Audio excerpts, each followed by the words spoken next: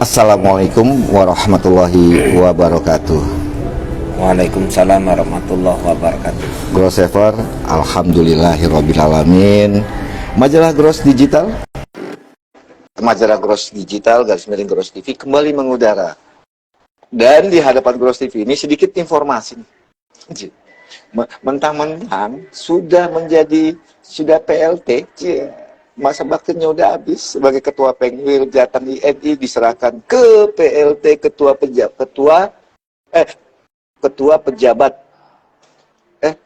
pejabat ketua Pengwil INI, yaitu Bang Eko Bisma. Yang di hadapan Gross TV ini, susah banget dihubungi. Teleponin nggak diangkat, WA nggak diangkat, ditelusurin ke Semarang, atu-atung, nggak taunya nongolnya di Jakarta. Untung kuping Gross TV panjang. Kamu angker ngecer kok bisa? Buru-buru langsung datangi kawasan Jakarta, akhirnya ketangkap juga Bang WH satu ini. Aduh, Orang satu ini, ampun. emang Apa kabar Bang? pidana loh kamu itu sebenarnya, koyak aku. Biarin aja, kita bareng-bareng pidana Bang. Bang WH, apa kabar? Ganggu kamu itu.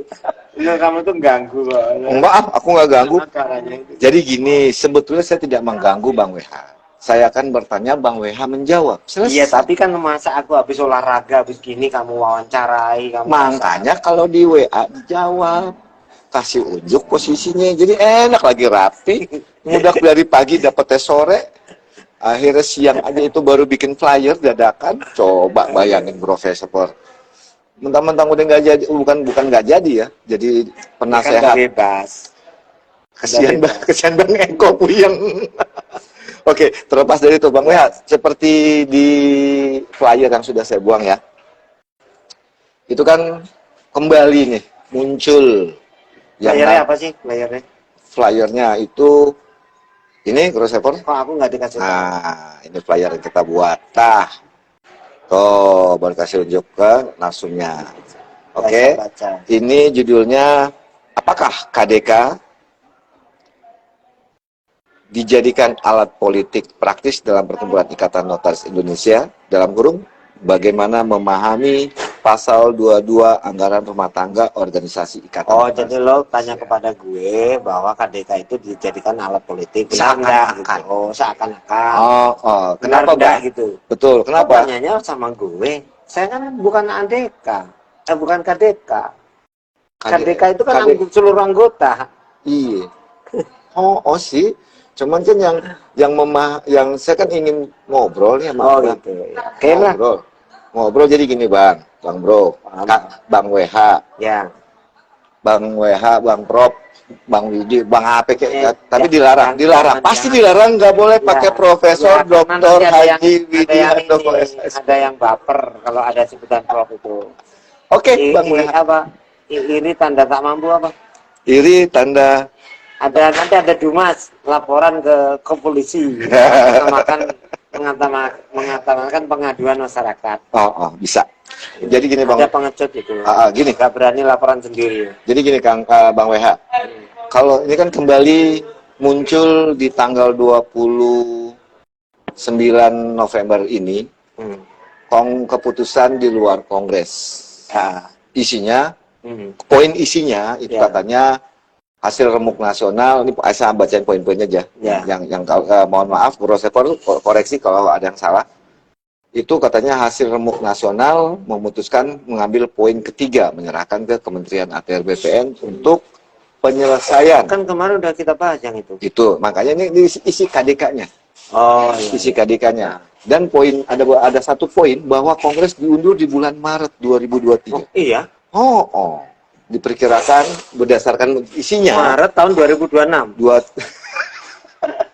23 Pak. 2023 mendatang. Nah, kok nggak sekalian kan 3 tahun lah. Ini apa nih? Desember. Iya, sekarang Desember. Kalau Maret 2026 masih November. Kalau Maret 2026 kan bagus. Pas 3 tahun lagi ya ke depannya. jadi 3 tahun lebih. Jadi 3 periode dong, Bang.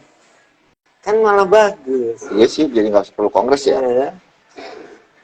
Bang Widi, lalu nanti saya ditegur lagi sama salah ada beberapa narsum, Bang, langsung poinnya dulu, nanti bercandanya belakangan. Oke. Bang WH, kalau melihat perjalanan 1 tahun terakhir lah ya, saya ambil 1 tahun terakhir ini, keputusan di luar Kongres itu kalau nggak salah, ini yang keempat. Ini karena sempat Bros TV muat, ya? muat dan kemudian Kuliah ya ini? Kuliah. Ya. Nah, gini Kang. KDK pertama, kalau tidak salah pada tanggal 23 Februari 2022. 23 Februari mengenai memundurkan waktu pelaksanaan Kongres Luar Biasa garis miring RP3YD yang di Pekanbaru. Pertanyaannya, KDK tanggal 23 Februari itu padahal dasarnya dari hasil RP3YD yang ada di Batu Malang, di mana di penutupan, Ketua Umum saat itu, karena masih menjabat, Ketua Umum menyampaikan bahwa melalui KDK akan ditetapkan waktu pelaksanaan KLB garis miring RP3YD di Pekanbaru. Namun, tanggal 23 Februari yang muncul adalah memundurkan pelaksanaan KLB dari bulan April ke akhir Mei, awal Juni. Pelaksananya di pertengahan Juni. Ya. KDK kedua muncul lagi sebulan kemudian, tanggal 24 Maret. Ya, 181. Betul, yaitu memundurkan pelaksanaan Kongres ke selambat-lambatnya bulan Desember 2022. KDK ketiga, tanggal 1 September. Aku sambil minum ya? Boleh, silakan Kak. 1 September 2022 mengenai rencana memindahkan lokasi Kongres. Akhirnya terjadi ya perbedaan pendapat, selisih pandangan sampai ke tangan Kementerian ATR. Nah, itu belum selesai. Sampai saat ini pun Gros belum dapat informasi apakah bentuknya Permen Kumham berdasarkan pasal 82 Undang-Undang Nomor 2 tahun 2014 atau bentuknya surat. Itu kan belum keluar, Kang. Ya. Tapi tiba-tiba muncul KDK keempat. Oh, munculkan lagi KDK. Iya, keputusan di luar Kongres. Nah, pertanyaan saya ke Kang Widi. Keputusan di luar Kongres itu kalau tidak salah di pasal 22 Anggaran Rumah Tangga Ikatan Notaris Indonesia. Pemahamannya seperti apa sih, Kang? Di pasal 22 itu kan sebenarnya cantolannya kan anggaran dasar ya. Oke. Anggaran dasar, bukan itu pasal 10, 10A, 11 kan. Oke, pasal 10, 10. Oke, siap. Udah. Kan anggaran dasarnya kan itu. Betul. Iya toh? 10, 10A, 11. ya, 11. Iya toh, betul enggak? Tata cara pemberhentian anggota. Enggak, 10, 10A, 11, terus Anggaran rumah tangga. Anggaran dasar. Oke, siap. Dasar. Oke. Terus kemudian, oke kamu sambil cari. Bisa. Kemudian, pasal 10, 10A, 11. alat perlengkapan organisasi. Ya, kan dianggapnya alat perlengkapan organisasi, toh ya, Kongres siap. itu kan. Gitu. Lanjut. Kan kemudian, itu kan implementasinya kan di pasal 12. Teknisnya di ART-nya. Pasal 12, siap. Ya. Itu kan pasal 12 kan. Pasal 12 ART. Ya. Kongres atau Kongres luar biasa. Ya, siap. kan gitu kan. Terus teknisnya di pasal 22 itu. Nah, teknisnya di pasal 22. Izinkan boleh saya bacain? Iya, silakan. Kongres, keputusan di luar Kongres pasal 22 Anggaran Rumah Tangga. Dipersamakan dengan keputusan Kongres adalah keputusan yang diambil di luar Kongres dengan syarat-syarat sebagai berikut. Kongresnya yang di pasal 12 itu. Pasal 12 ART. Iya. Saya baca pasal 12 ART. Yang anggaran dasarnya yang pasal 10, 10A sama Kongres luar biasa. Ya, di sini kan, ada Kongres adalah alat bla bla. Ya. Ayat 2 Kongres diselenggarakan PP 3 tahun sekali. Ya. Hal-hal tertentu sampai di poin 10 jika poin 3 tahun sekali kan. 3 tahun sekali, betul. Lanjut, jika ada kondisi luar biasa baru bisa diadakan KDK. Keputusan di luar Kongres. Lanjut. Itu alatnya maksudnya. Nah, apakah dengan semudah itu?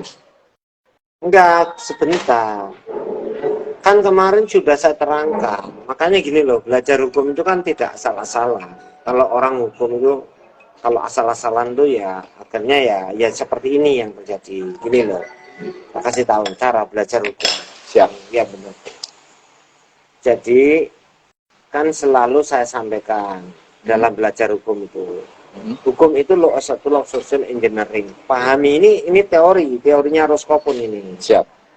Rekayasa sosial, di mana hukum sebagai rekayasa sosial itu tujuannya adalah is order, untuk ketertiban. Ya. Kan jelas toh, tujuannya apa? Untuk ketertiban.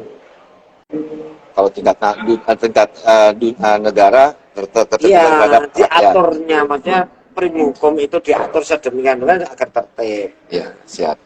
Tentunya keadilan, kemanfaatan, kepastian itu akan tercapai kalau memang orang-orang itu tertib.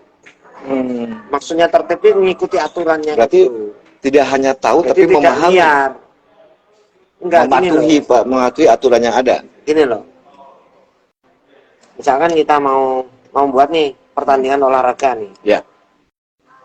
Saya contohkan misalkan Bulu tangkis. enggak, yang sekarang ini Piala Dunia. Oh, Piala Dunia. Ya, sepak bola. Kan enggak mungkin tidak diatur grup itu untuk menentukan sampai dia ke final. Ya, ada A sampai grup A, grup B sampai kalau nggak salah gitu kan? J kalau nggak salah. Nah, gitu kan? Iya, betul. Nah, itu diatur semuanya itu untuk tertib. Untuk orang tidak merasa terganggu.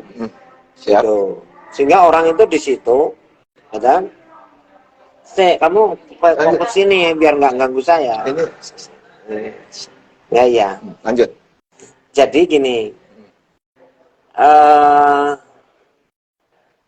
ketika kita sudah mengatur sedemikian rupa, orang merasa sudah mensepakati, diaturnya itu disepakati. Berarti aturan itu hasil kesepakatan bersama. Iya dong, kan Piala Dunia nih. Diatur grup itu kan sudah disepakati, kemudian undi, dikocok, siapa dapat siapa lawannya, siapa masuk di grup mana, ya diundi kan, kemudian nanti ini dapat lawan ini, nilainya juga diatur kan, nilainya itu yang lolos itu nilai tertinggi pertama dan kedua, betul. Kemudian dalam permainannya juga diatur, pakai pertama sistem poin. Ya, pokoknya ini semuanya diatur, semuanya ada aturannya, ada hukumnya. Nah, tujuan semuanya diatur, ada hukumnya itu apa? Tujuannya agar tertib. Setuju. Tujuannya agar tertib. Iya. Nah, begitu juga dengan organisasi kita, diatur itu agar tertib, bukan diatur itu kemudian justru menjadi tidak tertib. Setuju. Nah, itu namanya teori law social engineering. Mas, bisa kecilin dikit Mbak ya? Suaranya. Ya. Lanjut, Bang. Nah, supaya apa? Supaya tertib, supaya tidak satu dengan yang lain itu tidak merasa diperlakukan diskriminasi dan sebagainya. Nah, sama dalam konteks hukum organisasi ini diatur. Sama dengan bernegara diatur. Sama dengan birokrasi, administrasi pemerintahan itu diatur, ada regulasinya dulu. Kadang-kadang pemerintah mau buat apa harus ada regulasinya, harus dibuat dulu. Betul. Tujuannya nanti orang itu ketika aturan diterapkan tidak merasa didolimi, tidak merasa dia diperlakukan diskriminasi. Tidak adil. Ya, diskriminasi itu pasti tidak adil kan. Pasti. Lanjut. Nah, ketika aturan itu dibuat, yang namanya KDK, konferensi di luar Kongres, keputusan di luar Kongres, itu pasti kan ada alasan. Pasti. Tadi kan Kang Widi bilang, Bang WH bilang kan kondisi tertentu bisa dipergunakan. Iya. Dasarnya di anggaran dasar pasal 10, 11, 11A. Pelaksananya di pasal 12 ART. Ya.